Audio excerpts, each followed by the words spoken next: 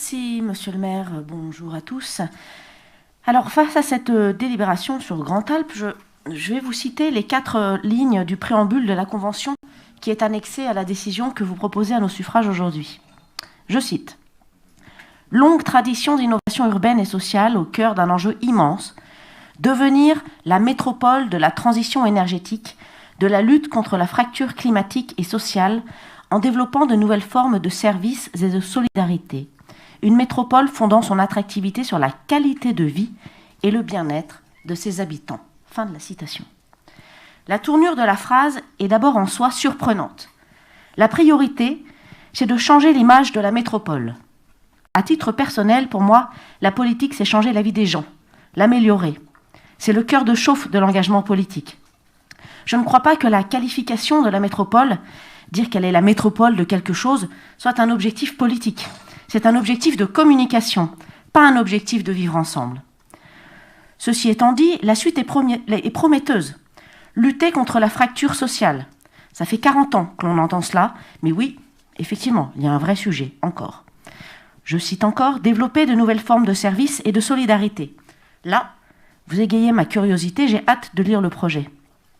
Qualité de vie et bien-être de ses habitants, c'est prometteur d'une écoute de la parole habitante. Que veulent les habitants du secteur Grand-Alpes? Qu'attendent-ils comme changement dans leur quotidien? Nous pouvons supposer qu'ils ont été entendus.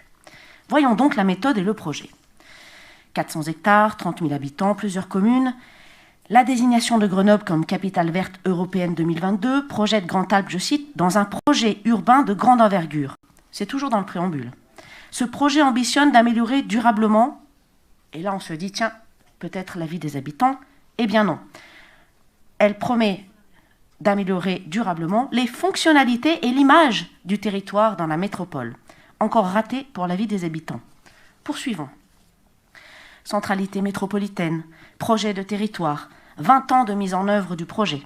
On voit plein de plans en couleur, je connais bien, je suis moi-même urbaniste. La concertation arrive enfin, page 10. Nous apprenons que les études ont commencé en 2009, et que la concertation s'est tenue de janvier à juin 2009. 2 lignes pour dire qu'il y a eu 700 participants au processus de concertation. Pour quel résultat? Ça, ce n'est pas précisé. Un plan d'action, page 13, un micro-PDU, une étude prospective Rocade Sud, une stratégie foncière, mener des études opérationnelles, tout ça fait rêver quand on habite dans le quartier. Équipement, Alpexpo, ferme urbaine, transformer les espaces publics, transformer la friche urbaine. Que des mots.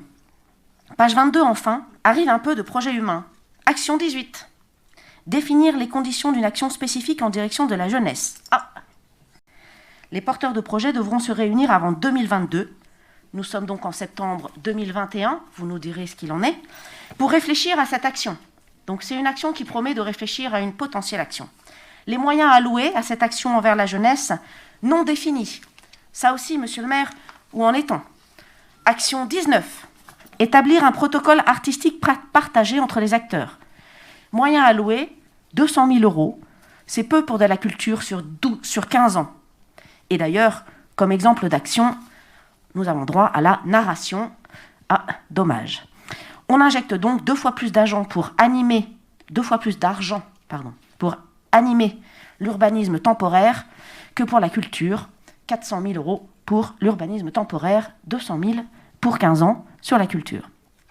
L'annexe 2, au passage, je vous le signale, est illisible. Bref, tout ça pour dire quoi?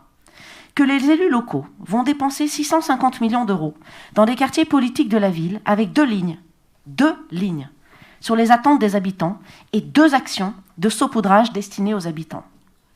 Vous reproduisez les mêmes erreurs que depuis 40 ans dans les quartiers politiques de la ville. Et je le dis ici avec autant de force qu'au gouvernement et à la majorité. Plutôt que de consacrer les budgets pharaoniques aux espaces publics et au ravalement de façade, comme on qualifie souvent, écoutez les habitants, aidez-les à retrouver leur place dans notre société, par l'emploi, par la dignité retrouvée dans ces quartiers. Et ma collègue Stena Ciampo le soulignait tout à l'heure. Que disent-ils, ces habitants? Qu'attendent-ils? La même chose, figurez-vous, que dans tous les autres quartiers.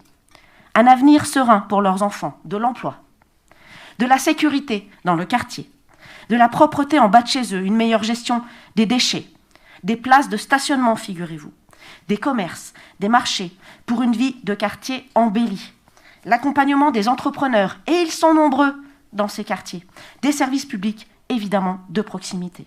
Des bailleurs aussi, plus investis dans l'entretien du quotidien, plus répondants, plus allants, la propreté et l'entretien des espaces communs, mais aussi l'entretien des appartements privatifs. Avant tout, ces habitants souhaitent entendus, consultés. Quand on se promène à l'Arlequin, il n'est pas rare d'entendre le témoignage des habitants dire que le parking silo est moche, qu'il n'y a plus de stationnement, que les bennes à ordures enterrées sont mal positionnées, qu'ils préféreraient refaire leur appartement plutôt que les façades en priorité, qu'ils attendent des stages et des contrats de travail pour leurs enfants. Voilà le réel. Alors il ne s'agit pas de dire qu'il ne faut rien faire sur les espaces publics et à grande échelle. Mais pourquoi ne pas allouer ne serait-ce qu'un tiers de cette somme, soit 250 millions d'euros, 250 millions d'euros, à l'égalité des chances, à l'aide aux devoirs, au départ en vacances, à la sécurité, à la propreté, à l'animation du quartier, au soutien des commerces. Vous imaginez la puissance d'intervention pour aider ces habitants? Là, on change d'échelle. Là, on change la vie de nos concitoyens pour de vrai. Et c'est un choix que vous pouvez faire. C'est entre vos mains, vous êtes les élus de la majorité. Merci.